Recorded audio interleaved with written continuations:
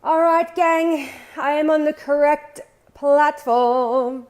If any of you just watched me do a live video moment, I accidentally started my live video over on my personal page instead of my business page, which, they're one and the same, except for I was probably annoying a whole heap of people that didn't want to hear my awesome advice. So, sorry, I've just tipped my tripod in the... All right, here we go. All right, thank you for bearing with me, whoever was on the personal page. I saw a couple of names pop up and I was thinking, they're not the right people. Hi Jess, thanks for joining me on the correct page. So, gang, Glenn Hutchie, thanks for watching. Thanks for letting me know. All right, gang, so what we're talking about tonight is how do you hold the title? All right, so you're buying a title. There's more than one, there's people skateboarding out the front of my work and knocking bins over. Good old Facebook Live. If only I could drop the phone and run out after and make them pick up the rubbish. All right, so let's recap and refresh. You are purchasing property. There is more than one person purchasing the property, so it's really important to think about how you're going to hold the title with the other people, all right? So the first one is joint tenants. Now what that means is if one of the people on the title passes away, then the property just automatically goes to the other person, all right? So a classic example would be Mr. and Mrs. Smith. Mr. Smith passes away, so the property just flows to Mrs. Smith. So the reason it's really important to have a really good think about how you're going to hold the title is because it often doesn't become an issue till years down the track when someone passes away. So that's why you need to really think about it. You actually need to think about it before you sign a contract. That's the time when you make the decision. So we've worked out what joint tenants is.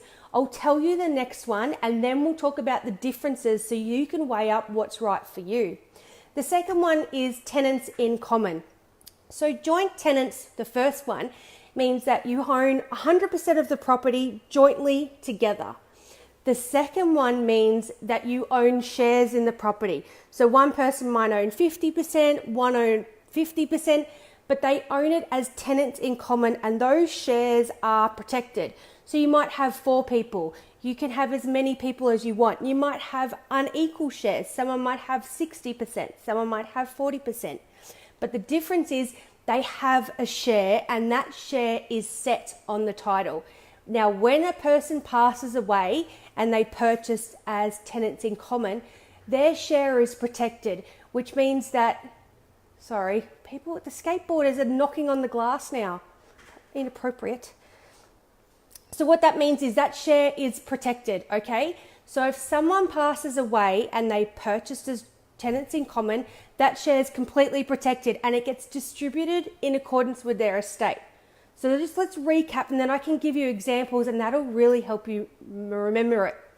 First of all, joint tenants. You're buying with another person, you buy it jointly together, you own it together. If someone passes away, the property automatically goes to you.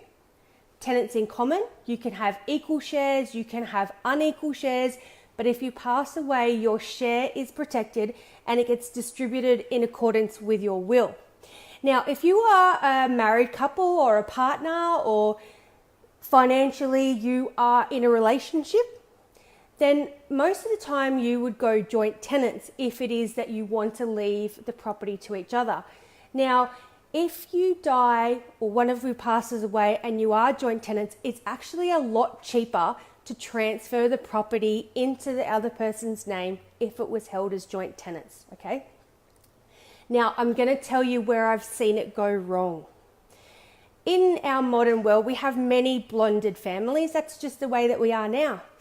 And sometimes we can have people who are who have children from previous relationships and they decide to buy as joint tenants. So we have Mr. Smith and Mrs. Smith who may now be married and they're buying as joint tenants, but one of them may have children from a previous relationship and that children or that child may still be a dependent.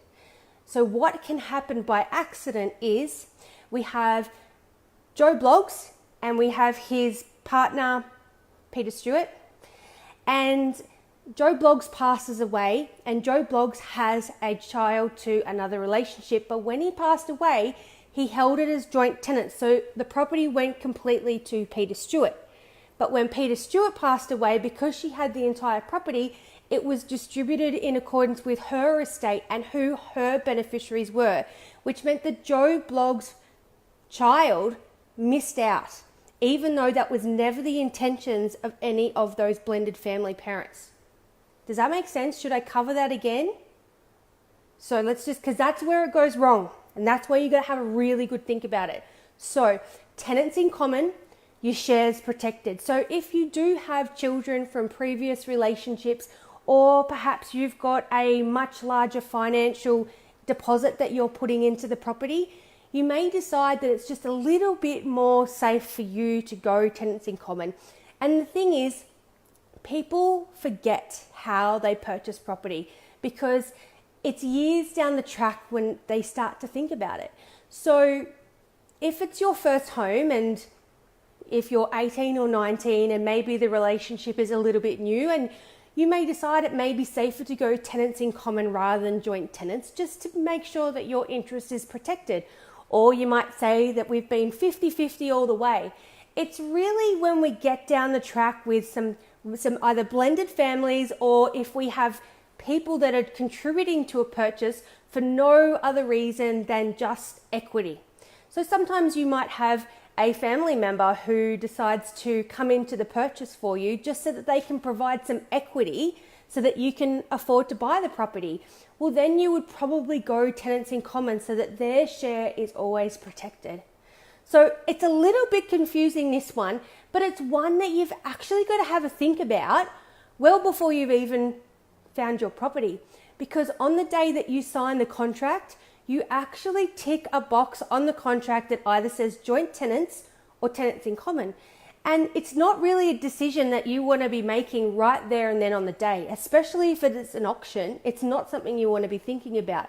And I do find a lot of people, when I talk to them about it, they haven't even thought about it. And especially the first home buyers, they actually weren't even aware about it. So it sounds complicated, but it's actually really quite simple. If you're not sure, hey, shoot me a message. I'll help you. I've got a little information pack on it so that you can sit down with your financial partner, with your spouse, whoever it is, and have that chat, all right? But I'm just going to cover it one more time. Joint tenants, you purchase the property together. If one of you passes away, the property goes automatically to the other person. And it doesn't matter at all what's in your will, what else has happening in your estate. And also, you don't have to get a court order or a grant of probate to be able to have your deceased name taken off the title and go into the name of the surviving tenant.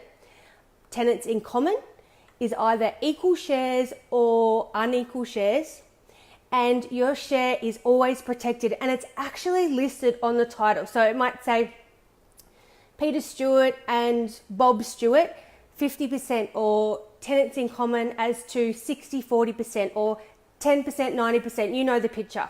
But what happens is when one of those persons passes away, that share is protected, and the other people on the title cannot deal with it until there's a court order to confirm who has the authority to deal with it and how that money is to be dispersed. So a little bit of a tricky one you really got to think about, okay? It's not one we can sweep under the carpet, because it's one that in years to come, it actually can affect your future of your children or other people that are relying on you financially. So thanks for bearing with me, and I'm sorry about the little stuff up before on my live, but that's Wednesdays. So yes, thank you. Now I'm going to finish with a confession. This one is a little bit embarrassing, and I just thought of it because I'm sitting at reception desk and it made me think of it. And actually, a lot of my confessions are embarrassing. What do you guys bring out in me? This one is, as you have probably seen from home, I have some beautiful Tarzan's plants around the office. My confession is I've managed to pretty much kill one.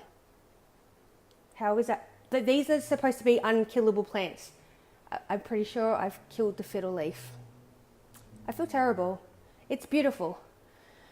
Thanks, Roodster. Thanks for jumping on. And guys, I'm really sorry about the stuff up with before, but anyway, Glenn Hutchie, apparently it was the heat and the office on the weekends, it doesn't get any cooling.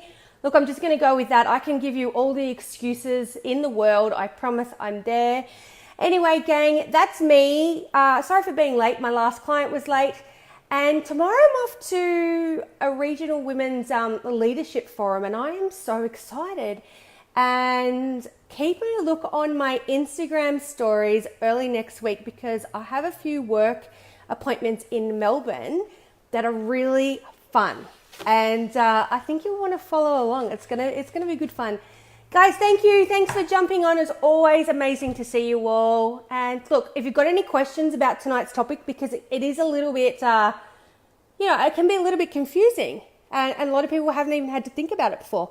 Just give me a shout out. Yeah, I'm here. Chat to you soon. Bye.